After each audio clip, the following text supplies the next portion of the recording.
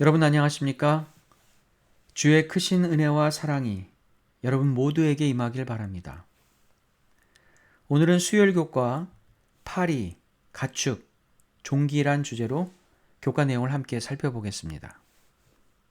먼저 기도하고 시작하겠습니다. 아버지 하나님, 오늘도 주의 말씀을 펴고 주의 뜻을 살필 수 있는 시간을 주시니 감사합니다.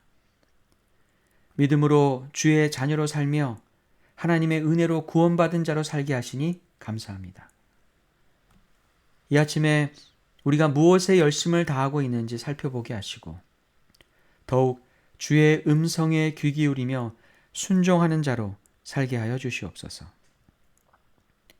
하나님의 보호하심과 은혜 없이는 단 하루도 살 수 없음을 인정하는 자가 되게 하시고 헛된 것을 위한 우리의 열심을 내려놓게 하여 주시옵소서.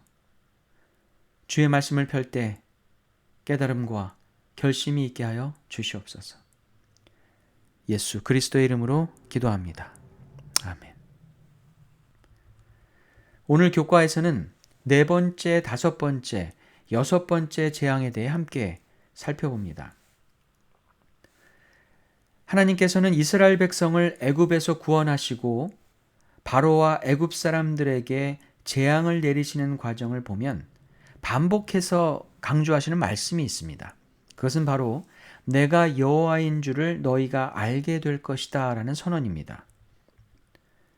하나님은 때가 이를 때 당신이 어떤 분이신지를 세상 앞에 분명하고도 강력하게 나타내십니다.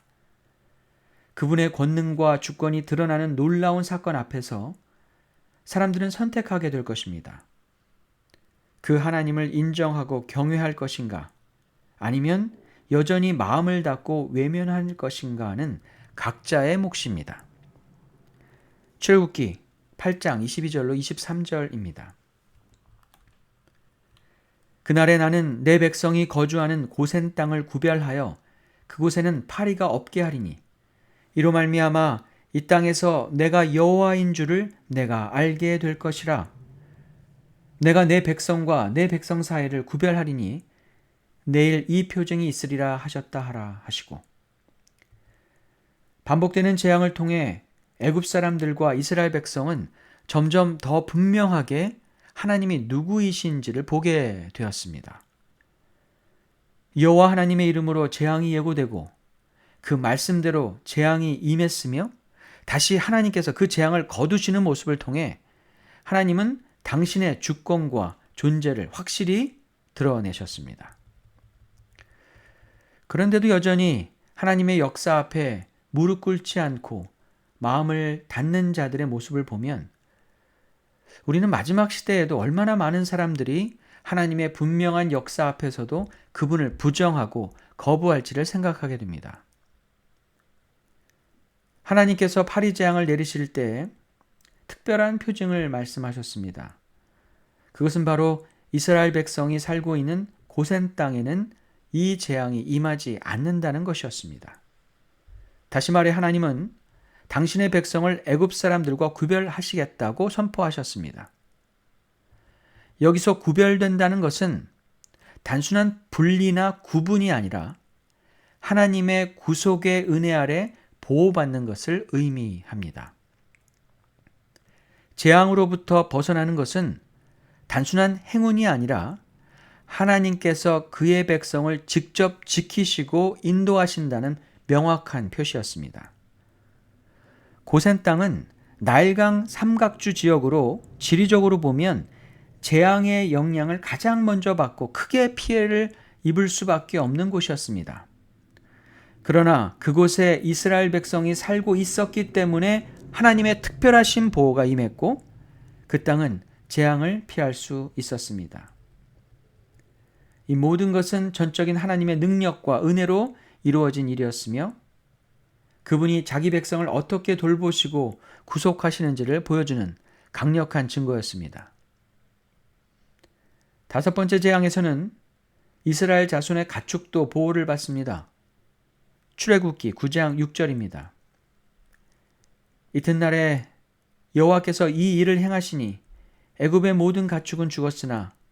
이스라엘 자손의 가축은 하나도 죽지 아니한지라. 하나님께서는 이스라엘 백성의 가축 중 단 한 마리도 재앙으로 죽지 않도록 지켜주심으로 하나님의 백성과 그들에게 속한 모든 것을 구속하시며 다시 한번 여호와 하나님이 누구이신지를 분명히 드러내셨습니다. 특히 파리 재앙은 바로에게 이전의 개구리 재앙만큼이나 고통스러운 재앙이었던 것으로 보입니다. 그 고통 속에서 바로는 모세와 아론을 불러 처음으로 타협을 시도합니다. 이스라엘 백성을 보내되 애굽 땅에서 하나님께 제사를 드리라는 것입니다. 하지만 애굽 사람들은 짐승을 신성하게 여겼기 때문에 그들 앞에서 동물을 잡아 제사를 드리는 것은 목숨을 내놓는 행위와 다름없었습니다. 바로는 이 사실을 모르지 않았을 것입니다. 그럼에도 불구하고 그는 얕은 속임수로 모세와 아론을 시험하려 했습니다. 또한 바로는 이스라엘 백성을 정말로 보내고자 하는 마음이 없었지만 마치 보내겠다는 듯한 말로 거짓 약속을 합니다. 광야로 가되 너무 멀리는 가지 말라고 요청합니다. 그는 하나님의 뜻을 거역하고 있다는 사실을 알면서도 그 상황을 모면하기 위해 타협과 거짓을 반복하고 있었습니다. 모세는 바로에게 더 이상 거짓 약속을 하지 말라고 단호히 경고합니다. 하지만 바로는 재앙이 사라지자 언제 그랬냐는 듯이 다시 마음을 굳게 하고 이스라엘 백성을 보내지 않겠다고 고집합니다. 여섯 번째 재앙인 악성 종기가 애굽 전역에 퍼졌을 때는 바로의 요술사들조차 재앙의 고통 때문에 더 이상 바로 앞에 나올 수 없었습니다. 그들마저도 하나님의 권능 앞에 무력해졌습니다. 그러나 그 상황에서도 바로는 여전히 완악함을 버리지 않았습니다. 출애굽기 9장 11절입니다. 요술사들도 악성 종기로 말미암아 모세 앞에 서지 못하니 악성 종기가 요술사들로부터 애굽 모든 사람에게 생겼습니다.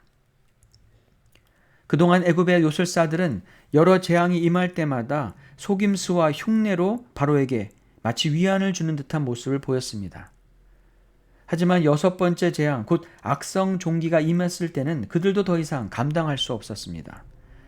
그들은 악성 종기로 고통받으며 하나님의 권능 앞에 무릎을 꿇을 수밖에 없었습니다. 더 이상 하나님과 싸울 능력이 없는 그들의 실체가 드러나고 말았습니다.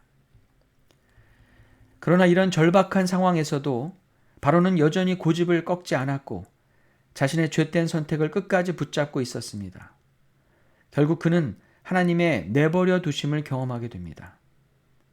성경은 여호와께서 바로의 마음을 완악하게 하셨다고 기록하고 있는데 이는 하나님의 주권적인 심판인 동시에 바로가 반복해서 하나님을 거부한 결과임을 보여줍니다. 하나님의 말씀을 끊임없이 거절하고 외면한 끝에 하나님은 그를 그의 완고한 마음에 그대로 내버려 두신 것입니다.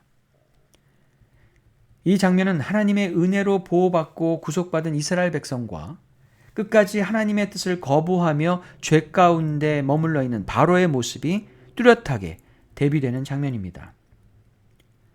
이스라엘 백성은 무엇을 해서 구속받은 것이 아닙니다.